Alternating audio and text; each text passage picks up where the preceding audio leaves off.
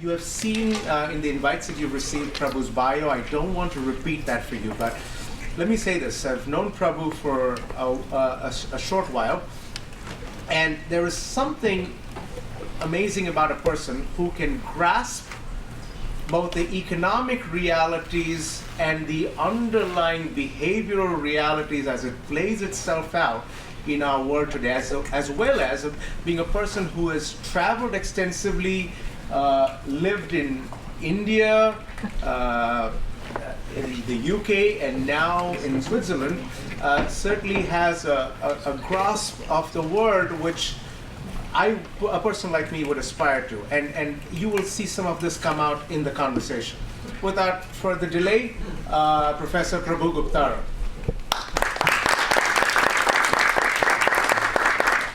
Thank you very much. It's a great pleasure and an honor to be here with all of you. And thank you to Philip and to Ajay for having organized the event and invited me. Also thanks to Sunish, if he's around somewhere. Sunish is there at the back, the national coordinator of the Indusforum, which has kindly invited me to be its distinguished speaker, which is taking me through 6 cities in the US, starting with Houston, Chicago, down to Atlanta, and now here in Philadelphia, leaving for New York tomorrow morning, and then down to DC till the 18th when I head back home to Switzerland, where I've lived for the last 16 years. And that is possibly what makes my perspective at least a little bit unusual for most of you. My talk is titled, as you all know, A Struggle for the Soul, What India and the US Can Learn from Each Other. And I ought to say that because our time is very brief, you can expect exaggerations and distortions, but I hope you will forgive me for those.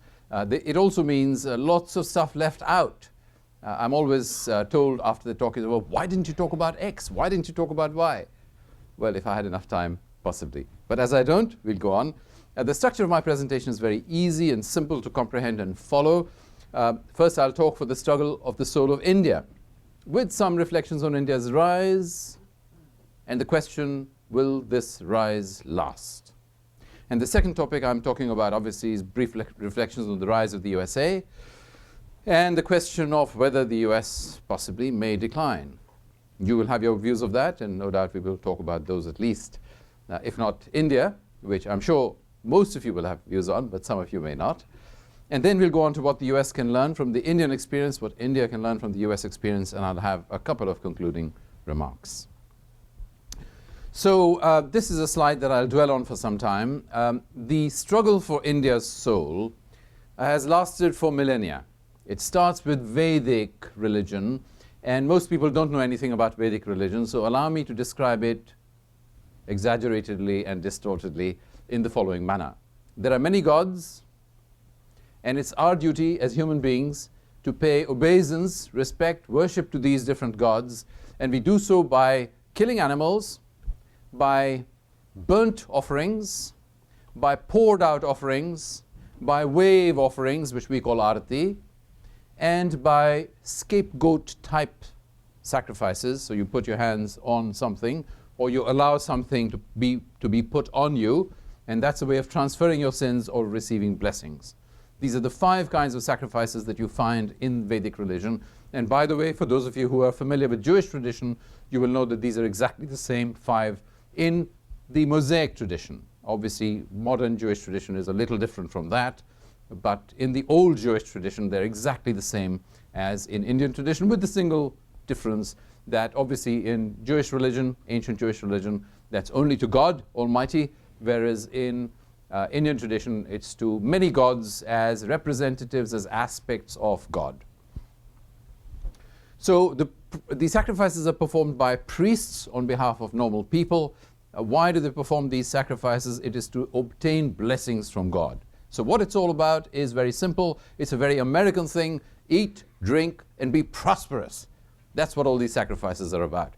We are human beings. We need God's grace. Without God's grace, we can't get enough to eat, drink, and be merry.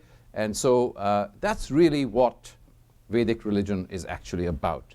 It's about sacrifices in order to obtain God's blessings. In contrast to that, we have the Brahmanic tradition. In contrast to the Brahmanic tradition, we have the Shramanic tradition. Shram, the word shram means by self-effort. And so you have the tradition in India of people performing tapas, austerities, in order to strive for unity with God.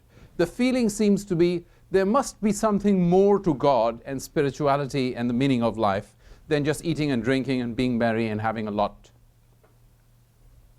And so the Shramanic tradition leads to a tapasyic tradition, which I call the tapasyic tradition, which is to do with Shakta and Tantra. And those of you who are familiar with Shakta religion and Tantric religion will know that at the extremes, Tantric religion becomes marginal and outre. So most Indians are fascinated by Tantric religion and by Tantrics, but also horrified by them. So we don't let them near us except on special occasions for special purposes. And this is because Tantrics believe in possession by cosmic spirits.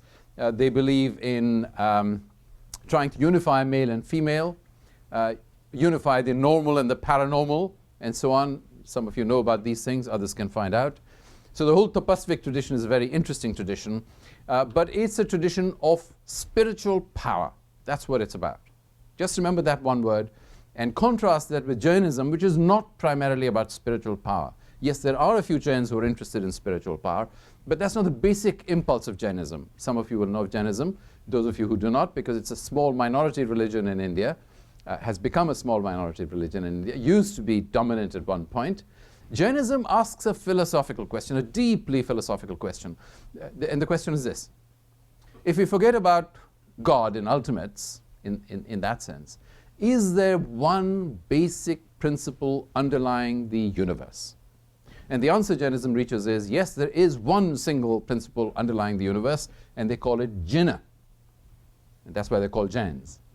Jinna is the life force which works its way through the universe, starting with stocks and stones and inanimate matter, through plants, through animals, of course through human beings, and eventually to the superhuman. Jainism is, for those of you who do not know the philosophy, the most rigorous, consistent philosophical tradition that I know of, including everything in the West. The heritage of vegetarianism in India, by the way, comes from Jainism. It does not come from the Vedas. The Vedas are thoroughly non-vegetarian. The sacrifices don't just have to be performed and offered to God. You have to partake of these sacrifices if you want to have the blessings from these sacrifices. So the Vedas are thoroughly non-vegetarian. But the oppositional tradition of Jainism is what gives rise to vegetarianism in India. And some of us who are normal Hindus accept this vegetarian idea, as well as the idea of reincarnation, because you can see how the idea of reincarnation fits with the idea of the evolution of Jinna from inanimate matter through plants and animals to human beings, and why, therefore, it would make sense, it would be utterly logical to be vegetarian, which does not make any sense at all in a Vedic context. Buddhism was also non-vegetarian to start with. Later it accepted Jain ideas of vegetarianism. The Buddha himself ate meat. But Buddhism is not about philosophy. There is, of course, Buddhist philosophy, but it's not primarily about philosophy. It's primarily about psychology, because it starts with the question, why is there suffering in the world? It is not interested in asking the question, why does the universe exist? That's not the primary question Buddhism asks. It is not interested in asking the question, why do human beings exist? That's not the primary question.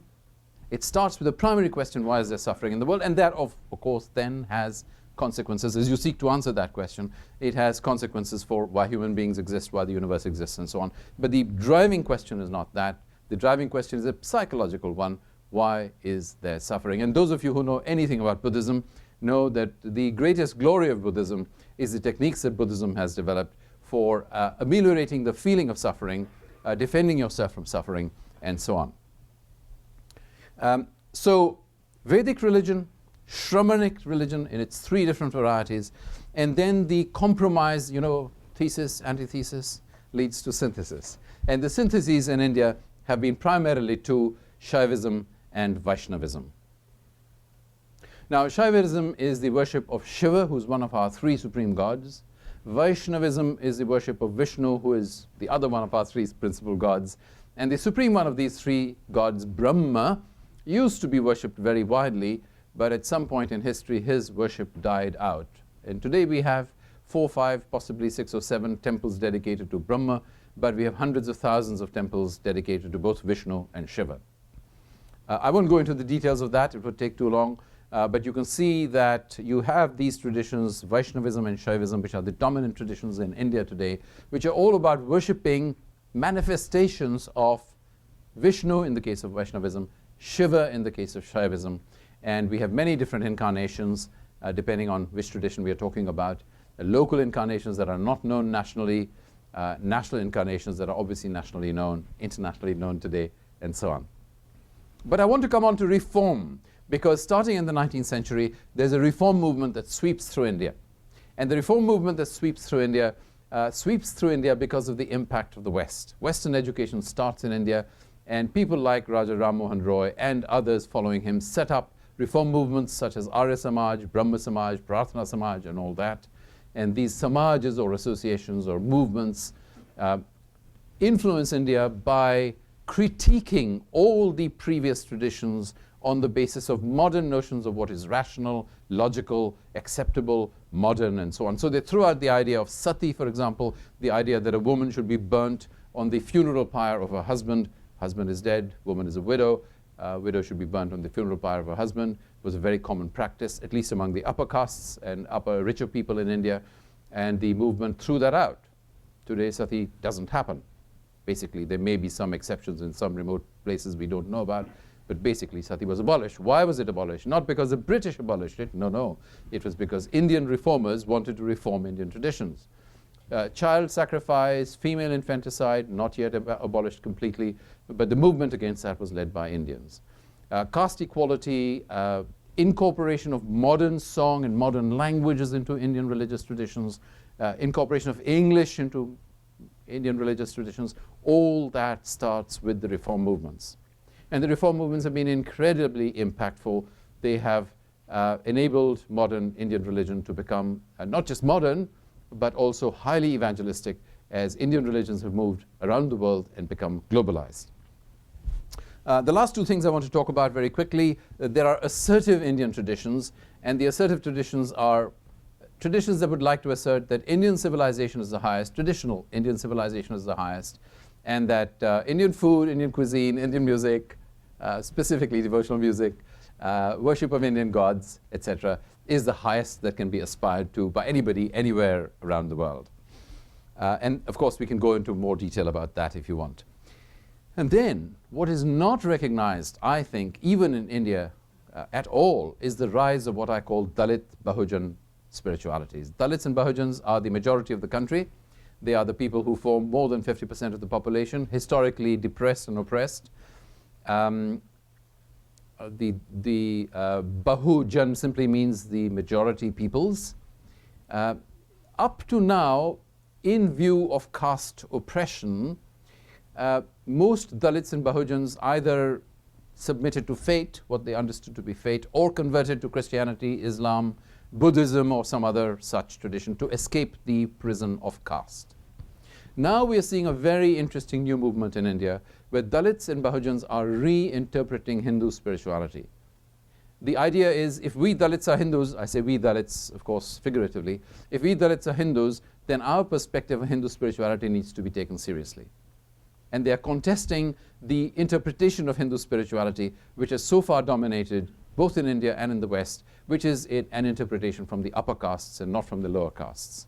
This is resulting in clashes, physical clashes, in relation to major Indian festivals like Holi and Dasara.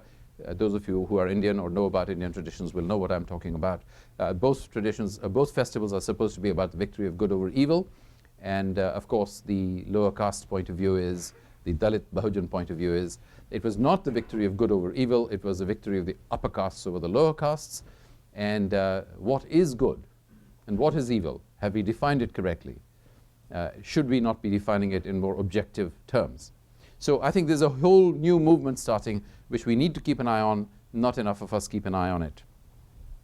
Lastly, all these traditions, which by the way are still alive, all these traditions are still alive. You still find Vedic worship in the mountain areas, in the remote forest areas, in the desert areas, and even in capital cities like Calcutta, Kathmandu, and so on. You still find Vedic worship going on, animal sacrifice included. And you find obviously all the other traditions as well. But all these traditions are somehow in dialogue, in conflict, depending on what bit we are talking about, with notions and ideas such as democracy, freedom, human rights, and other such modern values. The result is that India has been making progress. I don't want to give you facts and figures. I think we are all aware of these facts and figures. India has been the second fastest growing economy in the world since it began liberalizing last 20, 30 years, 1991 onwards. And the question is, where has all that development got India? India is still the 134th out of 185 countries listed in the Human Development Index 2011. And we can go through all these, the Gini coefficient, the difference in income between the richest and the poorest, where a score of 0 means one person has all the wealth in the world in that nation, and 1 is perfect equality. You can see that the areas of perfect equality are up in the north, Northern America, Canada, and so on, Australia down here, Australia, and so on. You can see that India is green, which means it's roughly in the middle. But it's not in the middle exactly, it's at the worst end of the middle. China, on the other hand, which you can see over here, is of course much better off. You can see that it's roughly the same level of inequality as you have in the United States, so it's not all that bad. It's not ideal, it's not perfect, but it's not all that bad. I won't go to that because we don't have time. Here is the United Nations Multidimensional Poverty Index. And in this again, you can see that the richest parts of the world, United States and so on, are obviously in orange, and the poorest parts of the world are in green or something like that, and India is not quite yellow and not quite green. It's somewhere in the middle, and it's again at the worst end of it. Here is a comparison of China and India's GDP growth against the US, and you can see that China outstrips India by far. China's liberalization obviously started about 10 years before India's did, but that's not the explanation for China growing faster. The reason is simply that the Chinese economy is run by the Communist Party and the People's Liberation Army, and the whole of the country runs like a machine. I exaggerate, of course, but it runs like a machine, and all the development that's taking place in China is taking place because it is a commandeered growth. You know, the guys at the top organize things and growth takes place. In contrast with that, India's growth takes place in spite of the best efforts of the government and other politicians to prevent growth taking place. So India lags behind. It's not very surprising India lags behind. Here it is down here after Liberia, Burundi, etc., not doing very well. Question, why does India not deliver real growth for the mass of its people? Well, we can talk about the sloth of many of our people. We can talk about incompetence. We can talk about internal political competition. Of course, we can talk about corruption. We can all talk about corruption. But these all lead to blocking project execution in any kind of successful way. And we can consider time and cost overruns if we want to. Lant Pritchett at Harvard University puts it this way.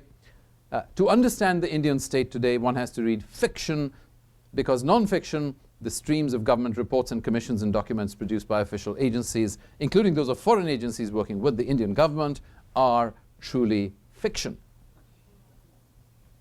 There is a contradiction, he says, between India's booming economy and active democracy with world-class elite institutions and yet chaotic conditions. The growing democracy lags behind in several key measures of development, including high rates of infant mortality and malnutrition rates and low immunization rates. India today is a flailing state. In contrast with Pakistan, which is a failing state, India is a flailing state, a nation state in which the head, that is the elite institutions at the national and in some cases state levels, remain sound and functional, but those, that is the head of the country, is no longer reliably connected with its via nerves and sinews to its own limbs. So much briefly for India, and I'll come back to what India has to learn. I move on now to the United States. The key question, of course, for the United States is what has caused the rise of the US from its founding to the present? And the generally accepted explanation among most people in the United States, I think, is that white people came to a large and materially rich land, very thinly populated by native peoples, exterminated, drove out, or otherwise occupied the land. So it's not very surprising that growth took place. Now, if that explanation makes sense, We have to ask ourselves why the same thing did not happen in Brazil, why the same thing did not happen in Argentina and other such countries which were also occupied by foreign colonialists, mostly European. So I have an unfashionable thesis, and there are people like me who have an unfashionable thesis, that the rise of the United States was caused by Protestantism, because you find that in Latin America, most of the people who came in and occupied the lands are Roman Catholic, and in North Africa, most of the people who came in and occupied the lands, like Algeria, were of course Muslim. I'm not a Protestant, by the way. I'm not a Christian. Just so you're, you know what I'm talking about. Dr. Mangalwadi, an Indian scholar, suggests that Europe and Northern Europe and the United States became a historically unique civilization, technical as well as tolerant, scientific as well as free, prosperous as well as just. This doesn't mean that any of these values was perfectly realized, but that these societies were set on the way towards these ideals, with obviously reversals from time to time, but these were the directions in which these societies were set, and that these ideals were quite different from the ideals of other societies. Dr. Mangalwadi's book is titled his most recent book is titled The Book That Made Your World, and if you haven't read it, I thoroughly recommend it to you. It's a book worth getting hold of and reading. It's very easily readable, and it has all kinds of facts and figures. He says, and I've given his website, I don't know if you can see it, but Vishal Mangalwadi, if you look for The Book That Made Your World, you'll see his name, and then just do a Google for his website, you'll find it. He says, today throughout the world there is an increasing acceptance of biblical values that were once seen in all cultures as strange and even unrealistic. And that is why most cultures in the world, Indian, African, Chinese, Japanese, doesn't matter what, not Protestant cultures, have accepted Protestant understandings of economics, of justice, of human rights, of heroism, optimism, compassion, what it means to have a family, and so on. It's very interesting. You go to Arab countries where officially they should have 4 wives, and you can talk to them and you will find that most of them aspire to the condition of having 1 wife. So it's quite fascinating that notions of morality and so on are Protestant-oriented, biblical-oriented, and not oriented towards other understandings. So the US rises. The US rises from about 1870 onwards and really becomes quite staggeringly different in terms of its growth rates from about 1880, 1885 onwards. Before the World War, before First World War, it is clearly the dominant economy in the world. And what happens after the Second World War is very simple. All the other productive, I exaggerate, but you know what I mean. All the other productive countries are smashed by the war. Germany has been carpet bombed. Britain has not been carpet bombed, but it's on its knees because of economic problems. France has had the Nazis roll all over it. The Nazis have been as far as deep into Russia. Japan has obviously had nuclear bombs thrown on it. So all the productive industrialized nations of the world are on their knees, and the only country with productive capacity is the United States. Problem. United States productive capacity cannot be sold in these countries that are crying out for goods because they don't have cash.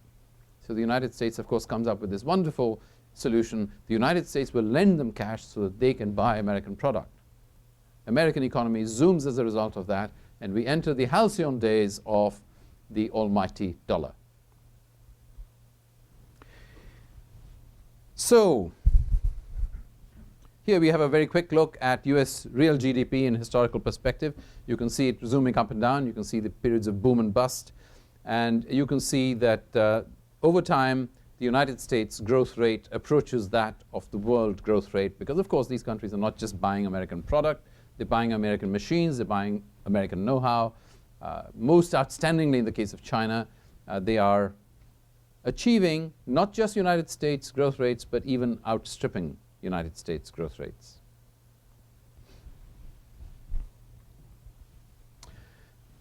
I want to suggest to you that there's been a loss in the dominant consensus, value-oriented consensus of the United States. First, we start with competing varieties of Protestantism. Obviously, in this part of the world, Quaker. In other parts of the world, Presbyterian or Methodist or whatever.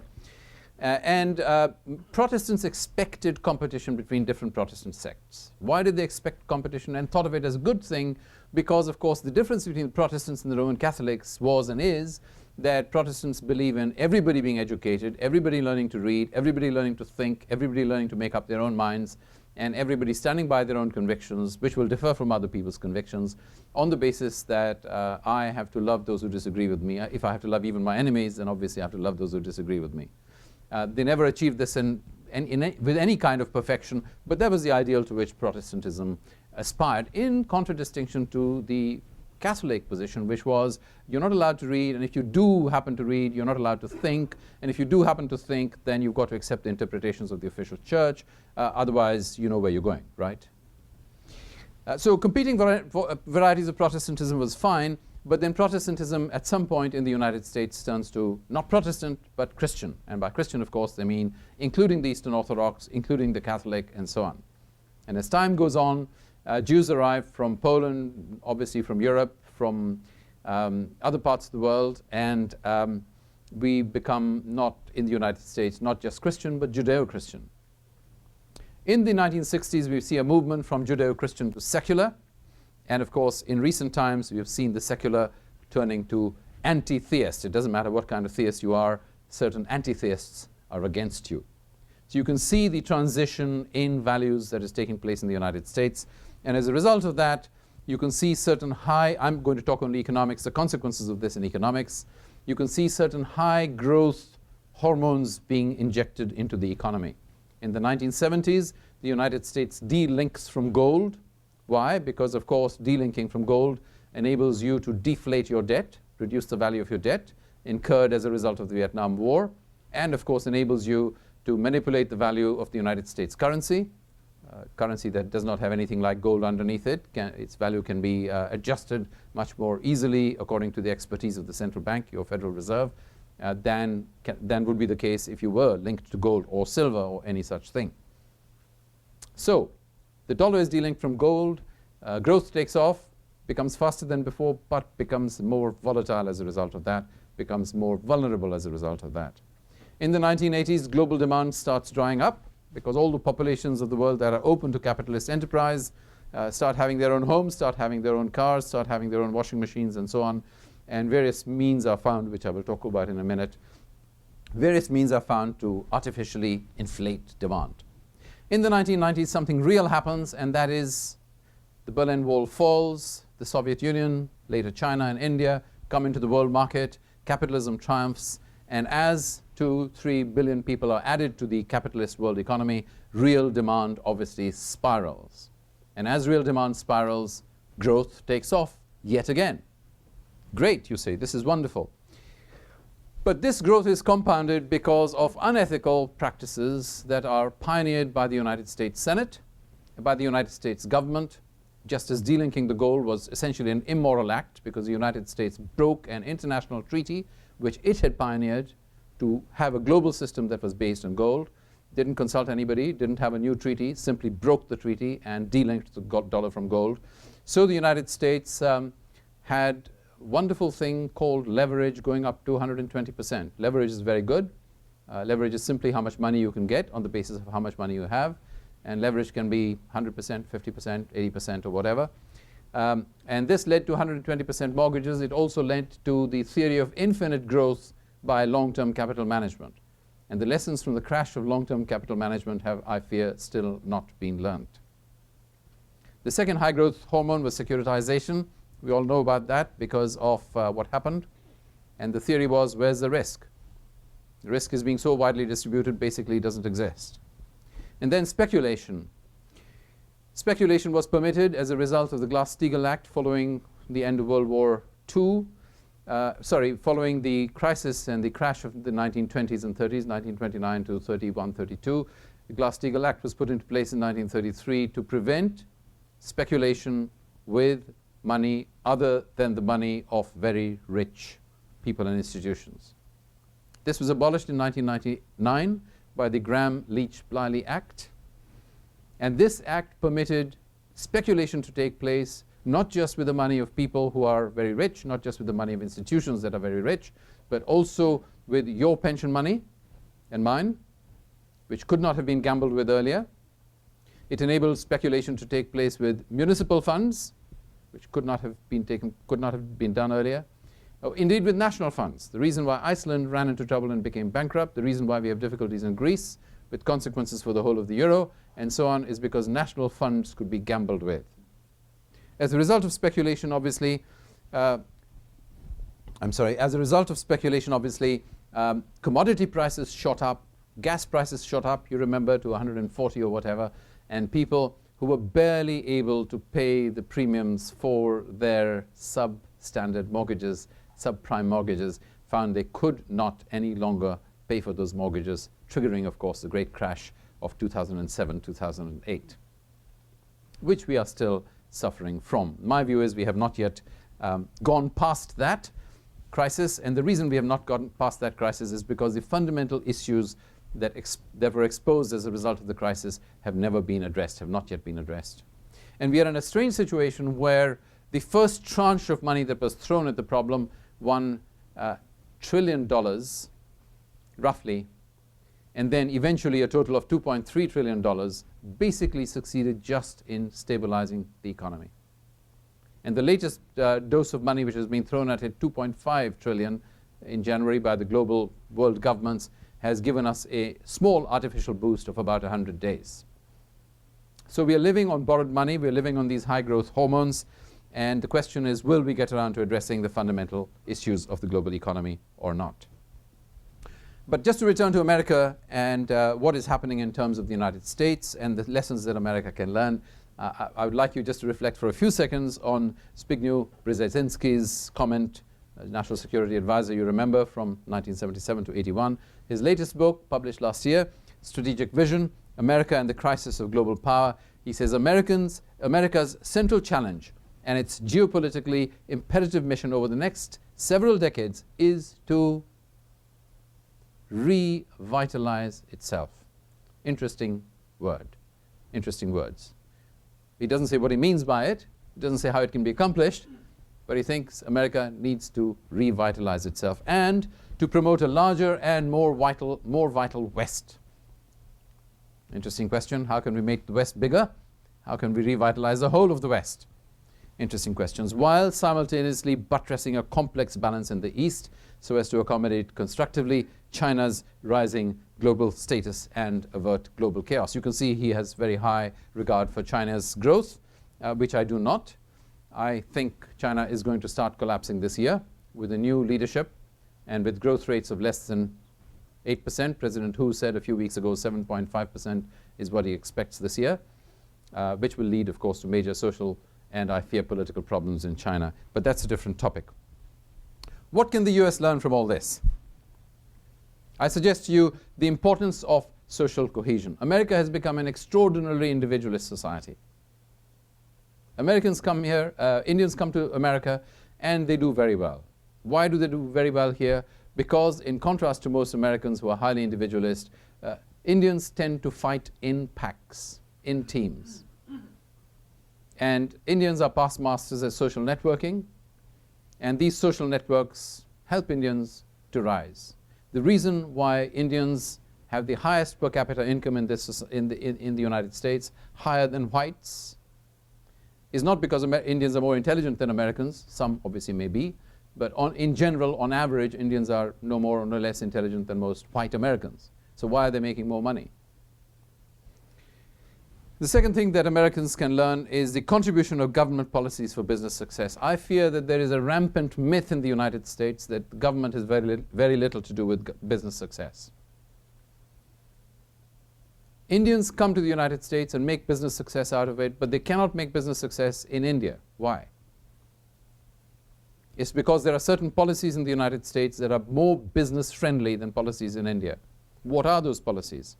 What is the necessity for government to enable those policies to exist? These are questions that I think America needs to re-examine and rethink through. Next, contribution to innovation. There is a dominant belief in the United States that innovation comes out of the heads of individuals. A light goes on and innovation happens. Wrong.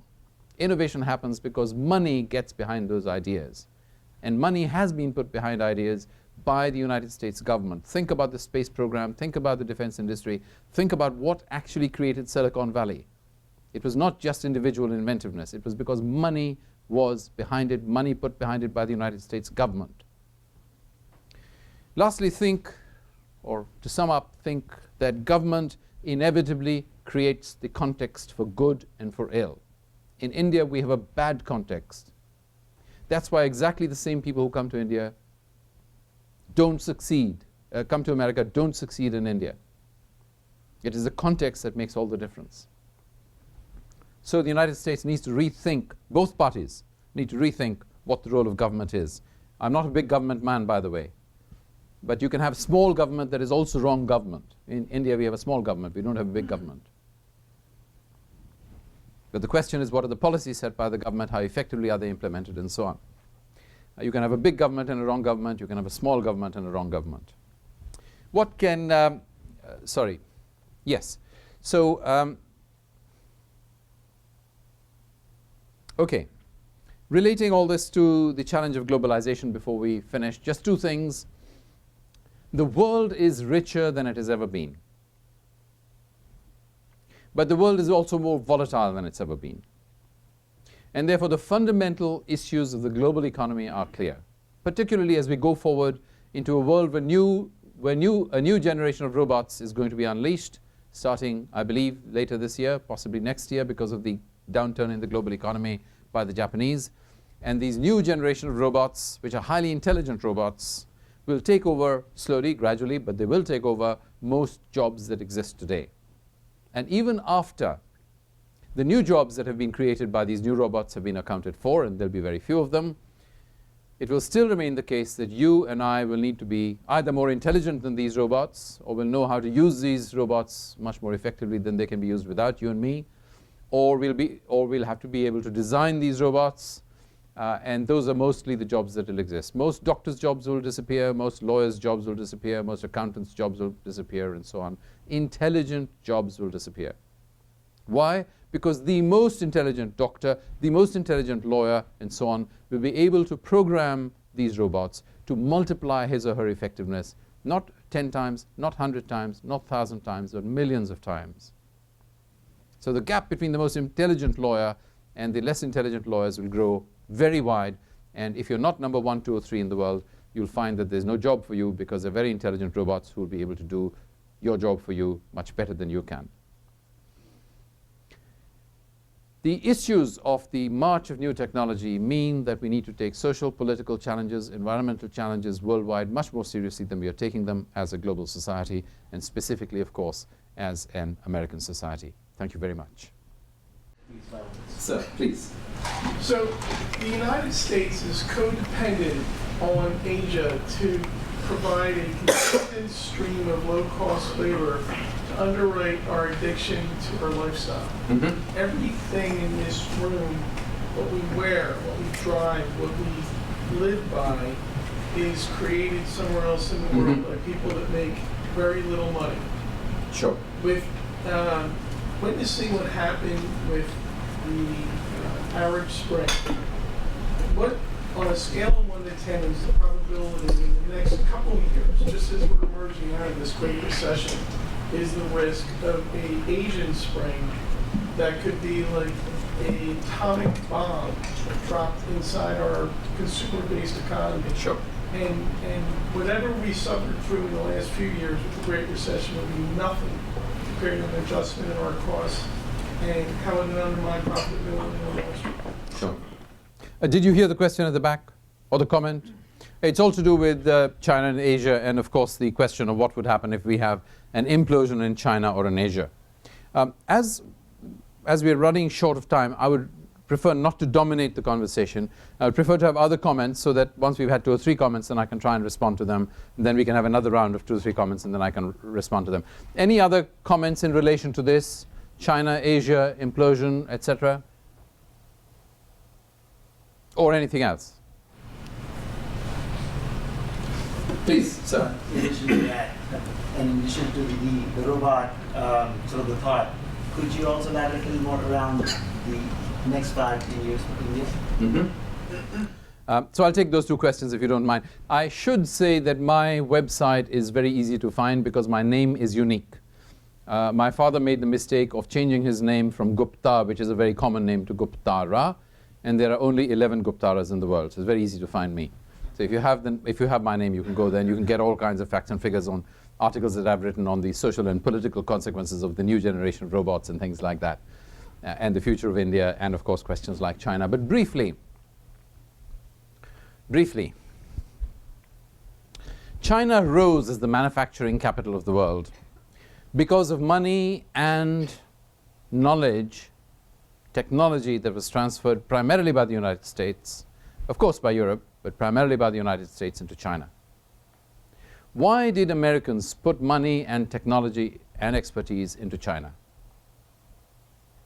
Primarily because of the World Trade Agreement, and the model for that World Trade Agreement was, of course, NAFTA.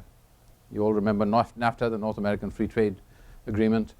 And NAFTA, when President Clinton and Vice President Gore signed it into law, specifically excluded environmental concerns and specifically excluded humane concerns.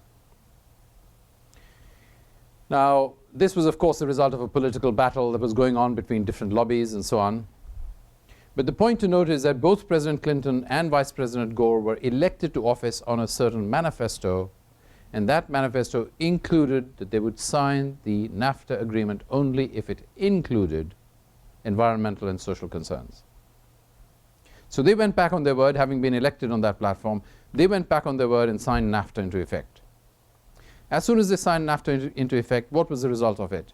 Factories started being set up in Mexico because, of course, it was much cheaper to evade US environmental laws and evade US minimum labor pay rates where those existed by putting manufacturing in a much cheaper country, Mexico or Canada, because at that time, of course, Canada was cheaper too. Film production, for example, moved to Canada at that point. So there was, in effect, the beginning of a hollowing out of the United States economy from a manufacturing point of view as a result of NAFTA. The people of the United States were so focused on individual success, they did not observe this happening, or at least not enough of them did. So when the same principles were repeated at a global level through the World Trade Organization, they did not notice that jobs were going to disappear from the United States, manufacturing technology was going to disappear from the United States into whichever country was cheaper to manufacture in. This was not just the this was not just China, of course. It was China, it was Vietnam, it was India, and so on. So if you look at the growth of manufacturing in the United States from the time the World Trade Organization, the World Trade Agreement was signed, the last round of it was signed, you will find American capital started fleeing the United States, American technology started fleeing the United States, and America enabled growth to happen in other parts of the world. That was, of course, great for China. It was great for India. Very happy for it. Whether Americans should be equally happy about it is an open question. And my submission is that manufacturing will not come back to the United States. Whatever happens to China, whether China collapses, India collapses, and so on, different matter. Whatever happens there, manufacturing will not come back to the United States. Still, a new World Trade Agreement is signed, which includes environmental responsibility and humane considerations. In other words, we have the kind of global rules which put all economies on a level playing field. At present, the playing field is biased against the United States, or against the people of the United States. It's great for American capital. American capital can go wherever it wants and make money wherever it wants. And that's fine for people with capital. It's not great for the ordinary American. So, in my view, global rules need to be set that integrate those kinds of standards and principles and enable a genuinely global level playing field to emerge. When that happens, then Americans can compete with Chinese on the basis of merit and not on the basis of dice loaded against them. I'll just reserve my comments to that, and I will say, I'll just stop at that point and just say that if China collapses, that will indeed be a very tragic thing, not just for China, for India, because India is a country immediately under threat. You know what happens when countries collapse. The elite would like to keep itself in power, and the way it tries to keep itself in power is by strengthening internal controls to control dissent. And if that doesn't work, then create an external enemy. And the external enemies that China can create are very simple. They're either Russia or Japan or Taiwan. Obviously, there are issues in Southeast Asia, and they can go after those, or India. And my view is that India is the softest target for China. So I think the biggest problems are going to be for my country and not for any others. But I may be wrong, and I hope that China does not collapse, because it will be bad not just for the region, it will actually be bad, as you have suggested, for the whole of the globe because of the sudden destabilization that takes place and the consequences for an already fragile global economy. Can I just answer this question and then I'll come to you? Your question, sir, was about the future of India. The Indian rupee declined 12.3% last year. And I can go through all kinds of rather cheerless facts in relation to balance of payments, foreign exchange, et cetera, which are not particularly helpful. But let's just say that since liberalization, India has grown and grown and grown and grown, and it's in the last 2 quarters that we have been hit by the global financial crisis and the global economic crisis that started 2007-8. We successfully insulated ourselves from the worst effects of that till the last 2 quarters. Now, we are growing at something like 6.9, 6.8%. And my view is that if nothing very substantial happens and the global economy doesn't suddenly decline further, India will continue to grow at 6.8, 6.9, 7.1%. Because, as I said, the government does very little to help. It's the people's initiative, creativity, entrepreneurialism that keeps India growing. And I think India will continue doing that. India is not up for any sudden destabilizations at the moment, unlike China, which is up for a sudden destabilization. But I don't see that destabilization happening in India till 2014 or whenever the next general elections are called. 2014 is the last moment when that can happen. Why might that lead to sudden destabilization? Because India faces a very peculiar choice between a highly corrupt ruling party, Congress party, and an equally corrupt alternative national choice, BJP. And it has, of course, regional parties, but the regional parties are probably much more corrupt than the national parties. It is not a comfortable choice for the Indian people. The Indian people are fed up with all this. As we saw in the anti-corruption movement, for example, that was kind of is drawn to a close. We don't quite know what's going to happen to it. Depends on actions the government takes in relation to the Lokpal and all that. How effective that's going to be, we don't know. But till 2014, I don't see anything happening. But in 2014, because the choice is between a frying pan and a fire, if you see what I mean, I think that could be a time when we are up for a certain crunch. And the thing to note is that we have already 10% of the country which is dominated by Naxalite, Maoist forces, extreme communist forces. At least those were the last official figures released by the government of India. Latest estimates are anywhere between 25 and 40% of the country is outside the writ of the Indian government, and 80% of the country might, as much as 80% of the country might be under the influence of these people. And at least one senior analyst says that the writ of the government of India runs only in the major metropolitan cities. Now, I don't know if this is true. I travel fairly frequently to India. I was 5 times in India last year. This year in January I was there for 3 weeks, all the way right through Kerala, Mumbai, Hyderabad, Delhi, Bangalore. But these are, of course, metropolitan cities. So I don't know what's happening really on the ground. But if a senior Indian analyst who has no interest in destabilizing India says things are dangerous in India, then we should take note. I called 3 years ago for the formation of a government of national unity, so that we could really seriously tackle the issues that are there, including corruption. And I've written on what we need to do to sort out corruption, at least big level corruption in the country. But sadly, no one takes notice. We are fiddling while Rome, if it's not burning, is at least ready to burn. So I don't see any problem till 2014. But the thing to watch is what happens in 2014.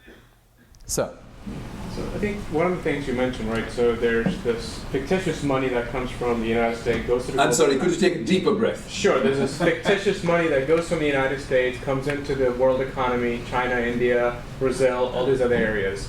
Now, what I haven't heard, and maybe it's, and probably the emotional aspect of it. I think as Indians, you mentioned that, we have an aptitude of creating those social networks because we are emotionally attached, right? So what do I mean by that is,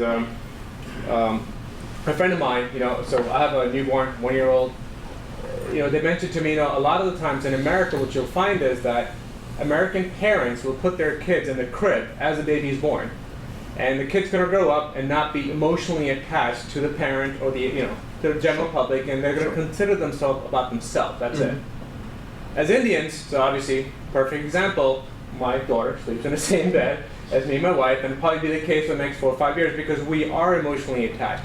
However, do you feel that because of this fictitious economy of the dollar going to the global side, that's causing that same sense of self, I'm not sure the best way to put it, being a self person versus a social person or emotional person in those countries? And what's the issue with that with India and other countries?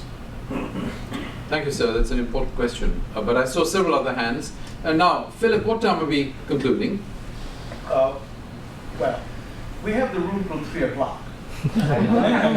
But I'm not sure that everybody wants to stay here till 3 o'clock. I'd like to conclude the formal part in another 10 to 20 minutes at the most. Okay. So if you don't mind, what I'd request Sunish to do is to just make a note of the questions. And I'd like to just run through the questions and then just make some or comments or stories or jokes or whatever you want to share. And then I'll make a concluding comment at about 1:25 or so. Is that all right? Or about 1:20. Yeah. 1:20. Very good. Sir. Just to add to the mix, and then you can come back and maybe respond to all. Having just come back from India myself, I noticed that, as you know, I'm sure, the need for infrastructure is critical. It dominates everything. Yeah. And you're talking about the political parties and the corruption. If there is some way magic could occur where these parties would see the need to come together on this issue, it would create jobs, Yes. it would create unity Yes. in Indian terms, Indeed. it would create good karma Yes. across the board because the needs are so critical to have these transportation networks between the cities. I mean, this crowd I was with, we rattled along for about 5 hours one day, and our bones are still rattling from that. And along the side of the road, I saw all sorts of construction material, equipment. Lying It around. just looked like it was all there. Yes. Ready for implementation, but just couldn't get to that next step. You Yes. see what I'm saying? Yes, absolutely. Absolutely. We've seen this for many years in India, many decades in India, but yes, indeed. Sir. Yeah, do you feel that the U.S. has past the point of no return? Because it's like India, it's not a command economy, so.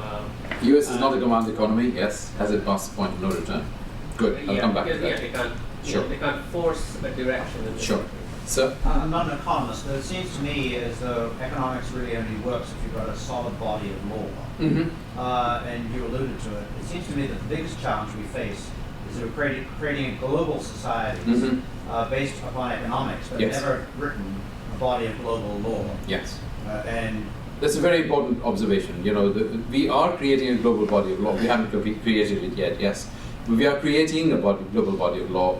And the question is, will that global body of law be ethical, just, etc., or will it simply embed current injustices? Ma'am, at the back, I thought I saw your hand. Yes? I just want to comment on a couple of questions I think we heard.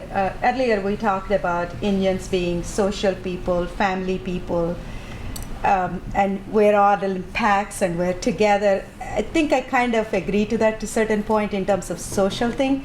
But to mention what the gentleman over there mentioned about his trip to India and what he has seen, we are probably the most selfish people when it comes to that. We're all about me and my family. We're not out to go there and say, I see a problem on the side of the road, can I go help? That's where I see really, we can say Americans are born individually or by individualism, but they most likely an American would go out and help a person on the side of the road than an Indian, unless they're related to us or they're part of our family. I agree with that 100%. And that's something we need to learn. Yes. No. Yes. Good. Other points, please, sir? I'll come back to you, sir. Questions around global economic. If you could address your comments that way, I'll hear you and they'll hear you too then. Around global economic growth, so recognizing that we have this dealing dollar from gold standard, we have this fiat currency, and we're living in a world of global economy which is very highly interconnected. What's the biggest challenge that we see that faces the global economic growth? Is it the ability to find low-cost labor, or is it the resource scarcity, oil, energy, whatever it is, or is it the huge debt that governments have? Clearly these are all important, but I'll come back to that. Sir? I have a question about information technology. So we IT? talked about, yes, IT. So we talked about how Indians are social. Of course, we have the social network now being up in the internet with Facebook, and we also have, you had your remarks talking about robotics and automation, which is also part of that connected. So is technology fundamentally, is that, you mentioned your website and the ability to disseminate your ideas, the power of that didn't exist 15 years ago, and now we have all the, we have 4 billion phones, we have more mobile phones than toothbrushes in the world. So what's the, fundamentally, is it a positive, how can we convert these tremendous, powerful technologies to connect and be social for good as opposed to for unemployment? Yeah. Thank you. And I saw a hand right back at there, please.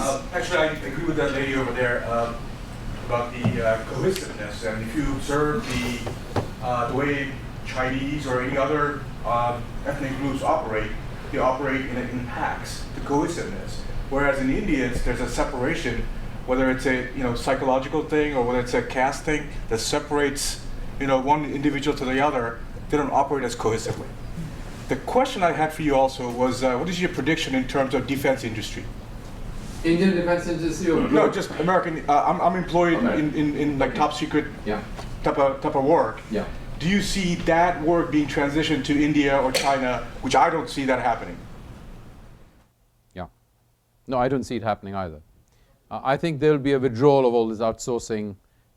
We've seen an outsourcing wave over the last 10, 15, 20 years. I think that's going to swing back again in the US. And work is going to be done by Indians, for example, or Ukrainians or Russians or Brazilians or whatever. But these people will be imported into the US and work will actually happen here. That's my view. Because I think the US is going to put its barriers up as there are more and more problems coming up in emerging markets. But that's a very quick response to your question. Any other comments, sir? Yes, I had a question. I actually just recently visited India and kind of saw a different trend that just like it did. I see that a lot of NRIs are investing heavily in India. I mean, what impact that will have in India? Just wondering that. A lot of what? A lot of NRI, like non-resident Indians. Non-resident. What impact are they having? What impact have they had? Because they're buying land, they're buying everything, like almost like apartment complex and stuff yes, like that. Indeed. And Deepak, I think, had his hand up, please.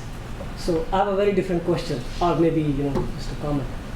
Towards the end of your talk, you were describing about your hypothesis, which critically is kind of intriguing, but also somewhat disturbing, where you talk about the most elite people in the higher jobs are, as a researcher, I would say, making their clones, but humans being mortal, and they being making clones, isn't that going to cause kind of a very high disturbance or chaos? So I just would like to have your views. Good. Well, it's 1:18, and I will take Philip's point that we should try and begin to conclude by around 1:20. So I will just say we have touched upon all kinds of very important topics. Clearly, we can't discuss all these topics, certainly not in any depth in the next 2 or 3 or 5 to 10 minutes. So I will pick what I think to be the most important question for us all going forward. And the most important question for us all going forward is how can we use the current crisis as an opportunity? I think the United States began to do that with the Dodd-Frank Act, because the Dodd-Frank Act was going to reverse some of the challenges that were posed by the abolition of the Glass-Steagall Act. But the Dodd-Frank Act has never been implemented. It's still locked in political lobbying between and bickering between the two major parties here in the US. And the US seems to be in a kind of political stranglehold, unable to make progress on major matters. So the most important things for the United States is to set its own house in order and to move beyond the bipartisan bickering which is going on. I was speaking at the Arizona Council on Economic Education last fall, this fall gone by, and I said there then that the crisis globally basically was over for the United States. It was not going to happen instantaneously, but growth was going to come back to the United States. The big challenge is going to be jobs, and that the US economy would continue to grow reasonably satisfactorily, not as fast as it's grown, but reasonably satisfactorily if American politicians did not do anything too stupid in the meanwhile. I think I was in a minority of one in making that forecast at that point. but my forecast has so far been proved correct, and I have every anticipation that the US economy will continue to do well. The question is whether it will continue to do well in the way it is doing well now, or whether, as a result of the two parties getting together and coming to sensible solutions, economic growth, particularly in the area of job creation, supporting small and medium-sized enterprises, can be enhanced and encouraged. That's, I think, the challenge for the United States. The challenge for India I've already described, so I won't go there, but the challenge for us as a global society is precisely your question, sir.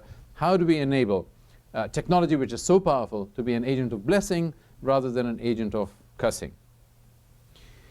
All around us in the United States, we can see more and more sophisticated methods of surveillance, and England is probably the society with the greatest amount of surveillance of human beings.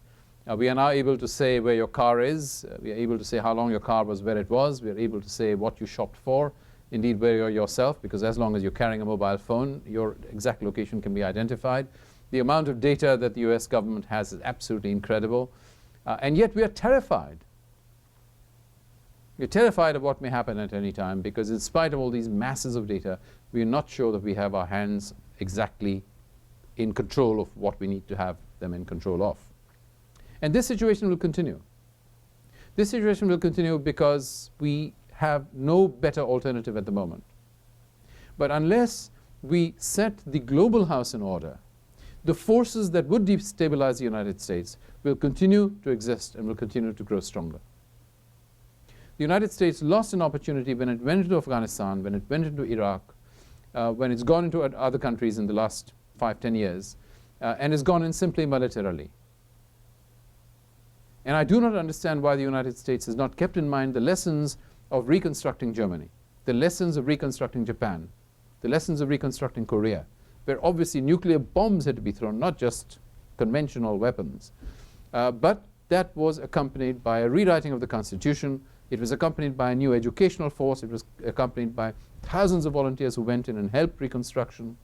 It was helping the Japanese with their own stated goal of catching up with the West.